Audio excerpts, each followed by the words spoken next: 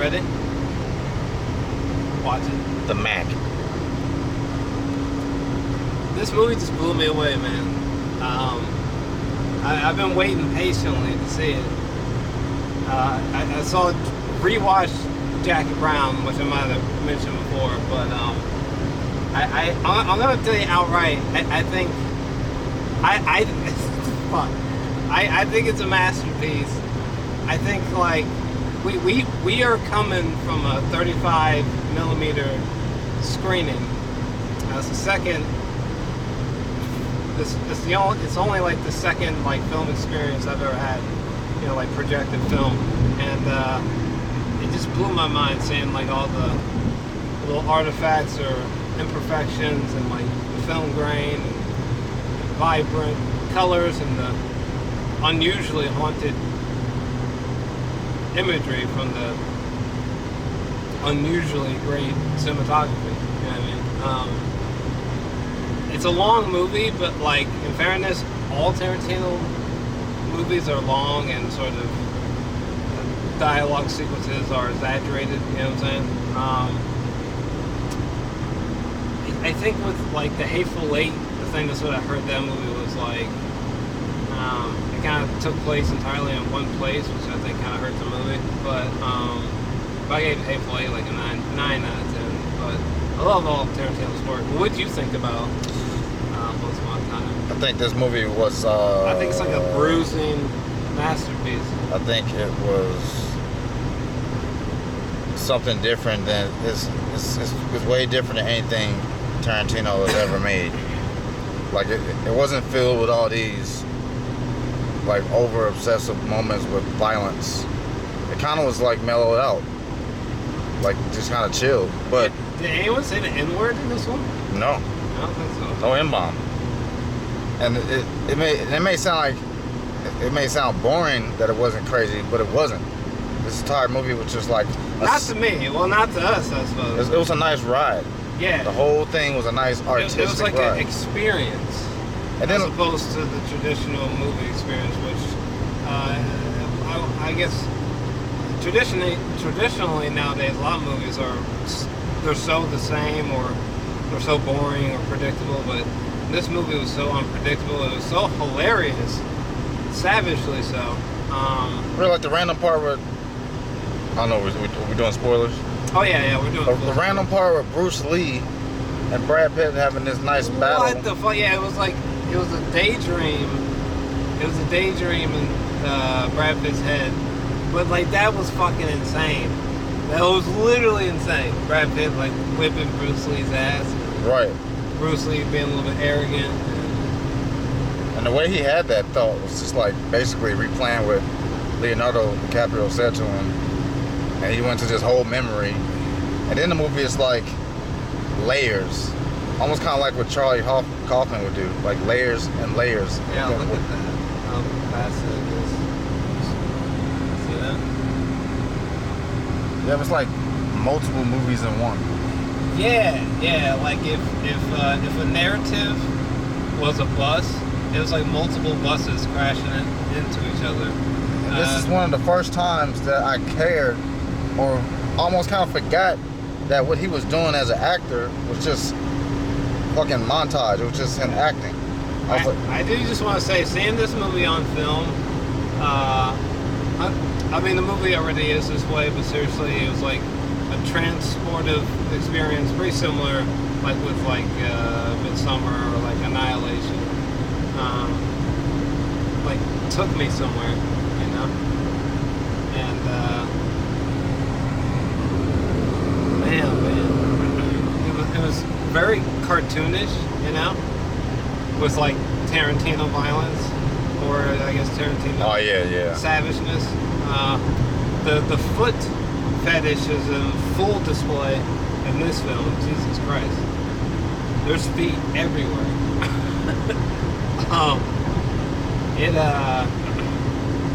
That one girl flirting with Brad Pitt, I think like the cinematography, like the timing of shots, like I think that's gonna be like iconic one day. It's a lucid masterpiece. everything was vivid, and the details were. It was like watching a cinematic, great graphic novel or something. It literally was like watching as if Leonardo DiCaprio was an actor in the 50s and 60s. Yeah, he was stuttering and shit. I loved the Bounty Law. Yeah. That like 50s TV show that he was in. That needs to be like a 5-episode, 10-episode series on HBO. Because Quentin Tarantino has talked about this a little bit in a way, but man, I just loved it because everything was so detailed. You know what I mean? Right. There was so much detail to Bounty Law. There was so much detail that DiCaprio's character. You know, like the stutter. You know, his little outbursts. You know, like even when he cried into Brad Pitt's shoulder at the beginning, that like took me aback. I was like, whoa, I've never seen him like this before. Man. You know? Leonardo DiCaprio did a phenomenal job. That scene where everything was all in white and he was dancing and singing to some song and the girls were dancing around him, like that was so dreamlike and stunning cinematography, but it was also just fucking hilarious. Right. But there was just so much detail. Like, there's no CGI in the movie. So when Brad Pitt is driving downtown, or we're seeing him drive on the highway, like, all those cars are like 60s cars, you know what I'm saying? Right. All the shops are like 60s stores and shit. Like, that just blew my mind. Like the Taco Bell. Yeah.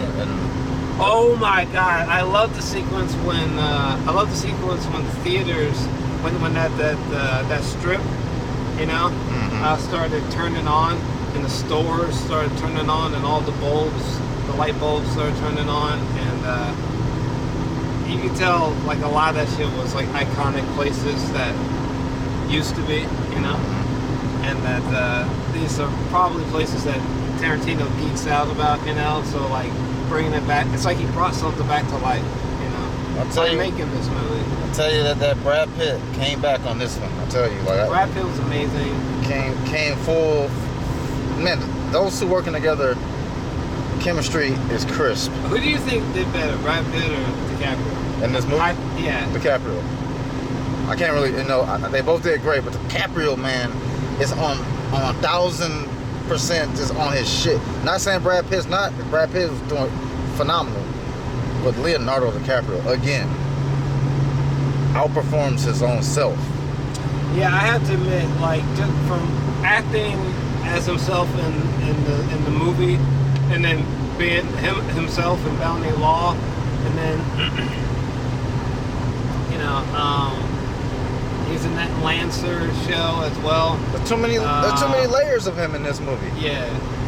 He fucking pulled a shotgun on and blasted these cops in that one FBI show. Yeah, him being like overly just induced with self-doubt. Oh yeah. And like shaking, quivering from self-doubt, self-negativity, you know what I'm saying? But he kept forgetting those lines. Oh my god, when he flipped out in the trailer, Jeez. That was like, the audience was roaring, you know? Everybody was just like, yo, this man is seriously losing his shit. Right. I can oddly relate, which is why it was so hilarious. Right. Because it felt so honest, you know? It didn't feel fake. It felt like he literally was losing his mind. It felt like at first it was funny, and then he got kind of manic. Yeah. He got a little Joker-like sometimes. I like that little girl. Oh yeah, that actress was killing it. That sequence with them. Killing it. She was like, she seemed like so articulate, so professional. Like, what the fuck, man? When she was talking about why she thought the term actress was bad or stupid. Yeah. Or like, she was just like blowing my mind with her performance. She was like acting in pace with Leonardo. So it's like, you never know. There's like legends everywhere. She was right there with good old Leo. 8 years old. I don't know how old she is in real life, but man, bro, this movie, in a short summary, if somebody was like, why did you ultimately give this movie a 10 out of 10? I'd be like, because it's being transported to the 60s by way of Tarantino, and it's like, multiple layers to the film, and it's just like a dark fairy tale in a way. Man, Oh my God! At the end, when the third act was so fucking insane, because the movie's been building creepily to the ending, like splicing in little moments of like the creepy ass fucking Manson girls, right? And by the way, the introduction of the Manson girls is one of the creepiest things I've seen in a long time. Oh yeah. With them being like blurred out and like singing together and dancing and singing. Oh, when Charles showed up and the way he walked off screen and the way did you notice how, like when he walked off screen, they didn't change that view, and it was like dark on that right corner. That actor really sounded like Charles Manson. Right. I was like, yeah, but no, the ending was completely bonkers. I mean, the Bruce Lee scene is one of the most psychotic things I've ever seen. Right. On screen, period. No, the total. Because I actually have to question, like, did he go too far? Is this going too far? Like, I actually for real thought that was just insane. But the ending, goddamn. That noise, that whatever that was. Okay, first off, Brad Pitt murdering those women was one of the most hilariously and satisfying, like, bonkers things I've ever seen in cinema. For real. Like, it was just one of those things I was like, what the you couldn't even prepare somebody for shit like that. That one bitch had her head bashed in. Leonardo DiCaprio flamethrowered that one chick. After her face got demolished by that big ass can of dog food. That one chick ran and got hit with a can so fucking hard she was like, screaming so fucking much. Her face was like caved in. She was charred up so badly, we listened to her sizzle. Yeah, she was like a overcooked steak. I was like, Tarantino's lost his fucking mind, but I'm all here for it. All for it. But what's weird is that, like, when Leonardo DiCaprio meets up with Sharon Tate at the end, and they disappear, and we're just staring at the driveway, the music or the sound effects that we're hearing are so eerie and ominous, and it's almost as if, like, this is a fairy tale ending, but like, warning, in real life she died, and what happened that night was full of horror. And it almost felt like that kind of message was being, outputted from that the audio or the music playing. Yeah, her voice was like. When they stepped down frame, and they're written and directed by Quentin Tarantino. It sounded like you were listening to a ghost. It's almost. It could also be the sinisterness of the audio could be signifying that we're looking at an alternate timeline. That while it is happy, it's really eerie. Very. Because that's not what the fuck happened. Very eerie. Like, what happened was, in real life, was like. It was like Twilight Zone times 1,000 when that. I think someone said they. Oh my god! Just real life, like. I was about to go into a certain detail about it, but I retracted the statements. Right. It's bad. But what happened in real life? But yeah, that movie blew my mind. I think it's a 10 out of 10. I think Quentin's done it again. Quentin, man, he outdid. He outdid himself. He is like in competition with himself. And we got a chance to see that motherfucker on 35 millimeter. And didn't it look amazing? Crisp. Like the footage, it actually looked aged. So it really felt like you were looking at footage from the 60s. Right. Just so having to have Brad Pitt and Leo in there. It did a good job of giving you that illusion without knowing it's an illusion of we're in a different time. We're watching it's almost like we're watching something beyond a period piece. Mm-hmm. Like, I can't really explain it, but there's a lot of good movies that's period pieces. And yeah, you feel like you are back then, but you still know that this was made in 2019 type shit. This made me feel like, I don't know when the fuck it was made. It's just, I'm not really thinking about it. type thing. It's just, man, Brad Pitt did a great goddamn job. My man is forever the handsome man. My boy Brad. It's like he hasn't. It's like he just stopped aging or something. I loved his character because he was like always chill, but I think he killed his wife. yeah, he has that button he can press. Like he will fuck some people up. I think he killed his wife. But he was always chill. He was always calm. And Leonardo DiCaprio. That was his boy. Like they're both like two opposite sides of one coin. Oh my God! Yeah, when they were watching the TV. Oh yeah. And they were watching like some Rick Dalton movie, and it showed like Leo on the back. Leo was on the back of a truck with a shotgun. Like that. It actually looks like a VHS B movie. Dude, and them laughing at the face he made. That's some realistic shit. He's like, watch this, and they started laughing when he made that little smile in the window. Yeah. That was, man, that's some real shit right there. That's real, like, that's how two people like watching something will react. And we're enjoying this movie just watching two people watch something.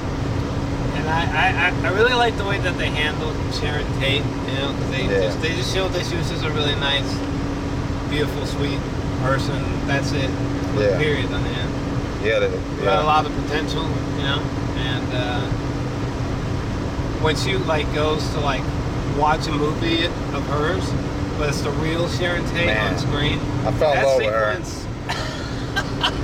Everything about that person, everything, the way she portrayed that role, I fell in love with her. The moment they showed her on screen, she was like dancing and stuff, and I was like, man, she's doing a great. She didn't even have to speak. She didn't even need to say anything through the whole movie. Right. Look at that view, man. Man, that footage looked like it was aged. Yeah. You know? Like, I like how you can see like the little grains out of nowhere on the screen. I like that. I felt like I was watching some psychotic Saturday morning cartoon for adults.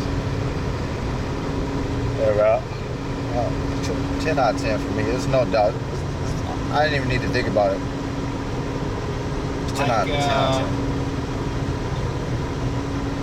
I remember Ari Aster was talking about how he likes longer movies because, you know, it lets him sort of luxuriate and just sort of soak and bathe in the world and like be overcome with it. And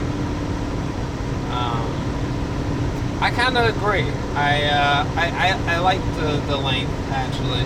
I like the pacing because it was like a gorgeous dream. You know, dream of Hollywood, I suppose.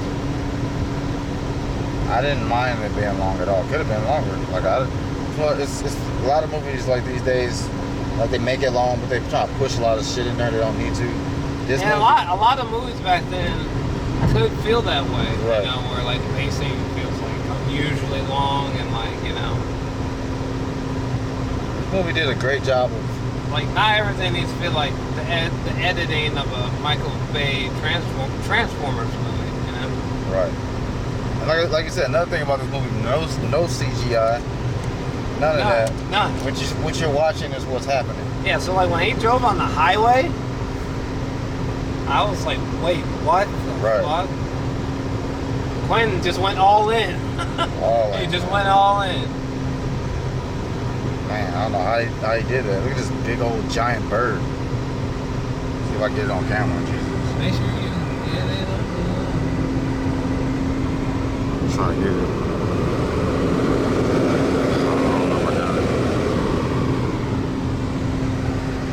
10 out of 10. 10 out of 10. The music was amazing, like intoxicating. You know what I'm saying? Yeah, I'm at the. Go ahead, add the soundtrack. And they killed it. My man. They killed it. Again. I heard something about was once upon a time when it was Brad Pitt and Leo, and they were being interviewed about bounty law, you know. Yeah. And in the background, you can see like a western, like a Val Kilmer Tombstone type of setting in the background, and like I heard that the sets in the back or like the same ones from Django Unchained or something. Really? I could be wrong, but that's what I heard. Damn. That'd be dope either way. But my boy, he has so many details in the film, just like that though, and it was hilarious. Quentin. Hilarious.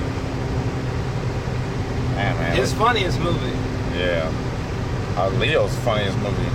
I almost choked on myself laughing at times. They killed it. I almost want to go watch some more Tarantino films when I get home. You know what's sad is that when we watch it again, it won't be like that. No, they're gonna be that same quality. That sucks. Look at what they were showing Sharon Tate, and she was like, they was focusing on her face. I remember thinking like, this is what they mean by this is why they say you have to watch it this way for moments like this. You can see the grain, you can see the colors in the background. I think it was when she was going to the theater. Yeah. She was in the car, but you can still see the city life going on around her while she's in the car. Crazy. And it looks perfect. Perfect. Everything looks perfect. It really looks like Tarantino went back in time. Yeah. And that's not a reason to give a movie a 10 out of 10. I don't know. I don't know how to say it. I didn't question this movie at all the whole time watching it. It's like a worthy reason to give it 10 out of 10 to me. Right. I didn't have no annoyances or like, oh no, that's stupid. I didn't have any of those moments watching this movie. I was just into it the whole damn time. Like how I was when I watched Midsummer. Yeah. So that's why I say those two movies right now, I can't choose which one I like better. They're totally different movies. But I would say if I had to pick two movies out of this year so far, we're only at the end of July, those two movies, Midsummer and Once Upon a Time in Hollywood. Leonardo DiCaprio and Brad Pitt. Hell yeah. Killing it. Even Al Pacino, his ass was in there. Yeah, he was in there. And I like that like MCU style post credit sequence at the end. Oh and, yeah. Like, Leo was like promoting some ad for like Red Barrel cigarettes or some shit. But that was a nice cute little moment. Man, he acted so damn hard, so good in this movie that I'm not looking at Leonardo DiCaprio. I'm looking at the character. Yeah. Like when he cried. Yeah, oh my God, the way that Brad Pitt walks over and stands next to him and he's like, "What's going on, buddy?" And Leo's like, whatever. I forgot what it was verbatim, but Leo says something like, "I'm a has-been" or some shit. And he cries into his shoulder. I'm like, whoa! I've never seen Leo quite like this before. No, I've never seen that vulnerability like that. My boy.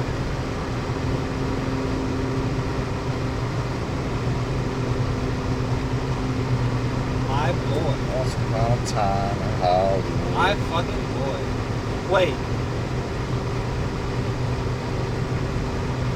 Wait, Charles Manson's still out there, right? Like real life? No. In the movie. In the movies world. Right? Yeah. I mean, I guess if that murder didn't happen that way, it would have changed the whole narrative. Wait a second. Because the last time we saw Charles Manson was when he was walking off the porch. Yep. So like Charles Manson could still be in the world? Could. Oh, fuck. I didn't even think about that. Unless he did a bunch of other stuff. Yo, that's fucking crazy. Rick Dalton. I remember when Brad Pitt was like, "Hey," and then Leonardo DiCaprio turned around. He's like, "You're Rick Dalton." I remember that. And man, just the chemistry. You would think that they were best friends. Yeah, and I'm sorry if I'm wrong, but that's a hell of a thought. But yo, I'm pretty sure I'm remembering it right. But like, if Charles Manson is still out in the world. Charles Manson, yeah. In the movie's timeline. Yeah. I mean, in this timeline, yeah. But that's crazy because like he himself is in some alternate timeline that we don't know about. Right. But that changed everything. Right. Everything completely changed. Like some time travel end games type of shit. Like after the people, like the rest of his like Ashton Kutcher butterfly. his cult or whatever, when they find out what happened to their friends, it's not gonna be like it would change. It would totally change the narrative of things. Yeah. Cause they got murdered. They got murdered the way they were intending, worse than they intended to go murder the people. They got taken the fuck out. But the build up to them, like us spending time with them, and like Tarantino's placing in comedy, I was like, yo, this is getting uncomfortable. I'm not sure what's about to happen, but fuck, here we go. Then it was dark, and then it was an ending to a lot of things. Like it was ending to, you know, Jolton having him as a personal like driver, being able to pay him. That was ending. So they was having like one last good old night. Have some drinks. Like, oh, I love the part where Brad Pitt's like, he's like, I got 6-pack in the back. I can order a pizza. Yep, he's all like, woo! I have a chill last night. Yep. Fuck the boys. He already came prepared. Like, I got a whole 6-pack. The boys. Like, it's just this movie. I'm in love with the movie. Yeah, I love it. It's like cinema. It's like cinema nirvana for real. Hell yeah. For real. Cliff Booth, that was Brad Pitt's character's name. Yeah, stuntman. Man. Oh yeah, and that when they're at the bar and Al Pacino's like, is that your son? Okay, that drink that Leo had, like with the cinematography, that looks like the best drink ever. Oh yeah. I think it had like a cherry on top. Brad Pitt was drinking something with like a celery stick or something. But, And Dakota Fanning was in this movie. Oh yeah, and that moment was so fucking like mind-blowingly intense. Right. Was Brad Pitt versus Dakota Fanning? Jesus. I thought Brad Pitt was gonna be. I was scared for Brad Pitt from the moment he showed up with those creepy ass bitches. That was Dakota Fanning, wasn't it? Yeah, it was. The redhead? The chick who was in the house. Yeah, when he went to go see his friend? Yeah, Yeah. Yeah. Damn. Yeah. You know what? I think his final movie. I think his final movie should be like a period piece horror film. Really? Go ahead, Tarantino, because there were some creepy moments in here with those Manson girls where I was like, yo, I think Tarantino could pull off like a horror comedy. That one Manson girl, what's her name? Margaret Qualley, something like that. I don't know how you pronounce her last name, but she was a beautiful ass woman, I have to say. Which one? The one who got Brad Pitt to come to that place. The one who kept flirting with Brad Pitt. Oh yeah, isn't that the chick that was in? Was she in Into the Wild or no? No. That was someone else. Was it? I seen her before though. But your boy Emile Hirsch was in there. Yeah, he was in there. Out of nowhere. For sure. It was good seeing him. I'm glad he had a part in this great film. Yo, the introduction of Bruce Lee, that monologue. That dude. Yo, Cash is clad. In that one take. Listen, I think Tarantino, I don't know, for me, I think he sort of outdid himself. Man, these filmmakers like Ari Aster and Quentin Tarantino with this, they're pushing the bar way high when it comes to like serious, groundbreaking, original filmmaking. Yeah. Everybody else can make some bullshit if they want to get by, but people that's really trying to make this original shit, they're watching this stuff like this movie and Midsummer, and they're going, holy shit. They're inspiring each other. And, like, people are getting, like, the bars being raised. Yeah, like Jordan Peele complimenting Ari Aster. Yeah. You know? Because now Jordan Peele's next movie is going to be fucking crazy. Because now his mind's just like, well, shit, it's time to... Shit, I can't wait. I can't wait to just watch the trailer to Ari Aster's next movie. Man. You know? Just the trailer alone. But anyway, I really loved Once Upon a Time. It really was like time traveling. Yeah. By way of Tarantino. I think I'm gonna have to say, man, it's like it's one of the best period pieces, if you can consider that, best period piece type movies I've ever seen. Yeah. Like, it goes beyond genre again. It goes beyond, like, it's a film. It's a movie that's just pure cinema. Yes. Top notch, pristine filmmaking. Quentin Tarantino. That was a bitch ass answer. That was like a fine wine true. right there. It was pure cinema. Pure. When I was done, I was just like, it's like I tasted, aged wine that was just perfect.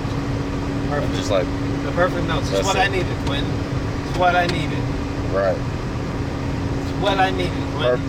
Had me a nice meal with the, had a good old meal and soda with the damn movie too. Theater screen was perfect. Wasn't it though? Wasn't that like the perfect spot? Yes, it was perfect. Like I didn't have the whole back row was sold out, by the way. But somehow, like, it was just still perfect. No, we went to the Alamo Draft House, Kansas City, Missouri, and it was a good time. The screen size was perfect, even though we had to sit. Well, we sat front row, and dead center, and it was perfect. Right, we were dead center. Having a nice Guinness, nice burger, fries. Man. I gave me some good old They're playing trailers of like old ass movies from like the 50s, 60s. Right. That was quite the experience. Hey, with them doing that too, it added to the film. Because it almost like the film had already started. When the experience was part of watching the film. And them doing that, because the movie is basically set in those times.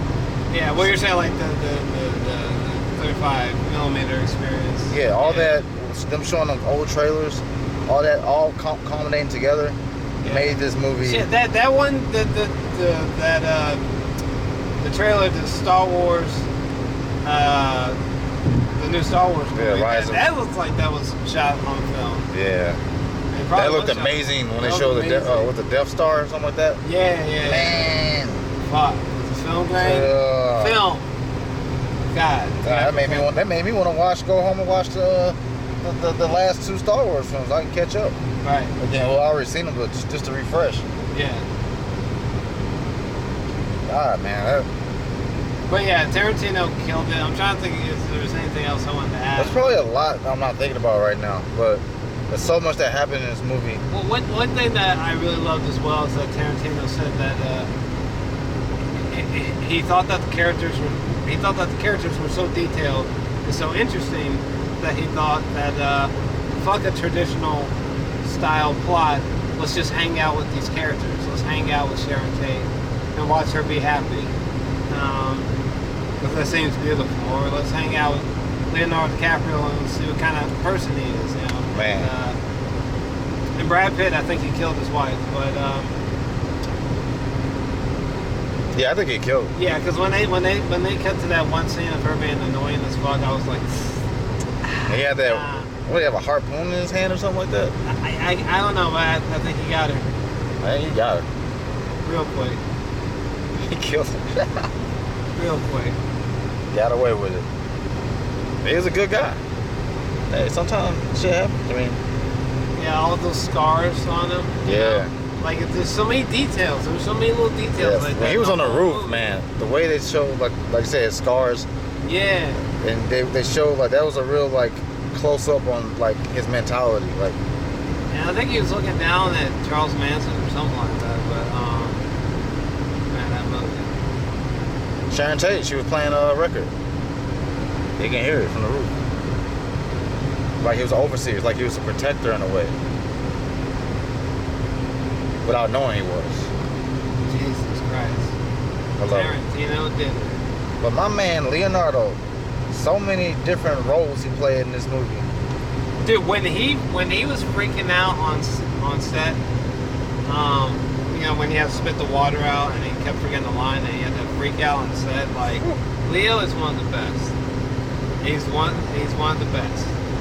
Man, a legend. That trade deal they were doing, and we had that little girl for ransom. I almost was like, man, he really did act his ass off on that.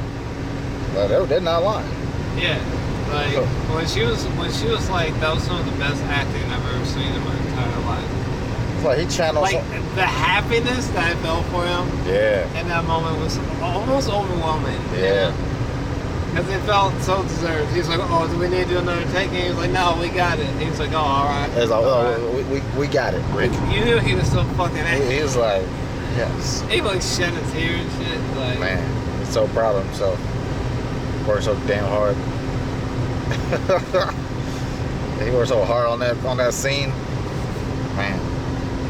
But yeah, I'm giving it a 10 out of 10. You can go ahead and 10 out of 10. You can go ahead and cut it, but 10 out of 10.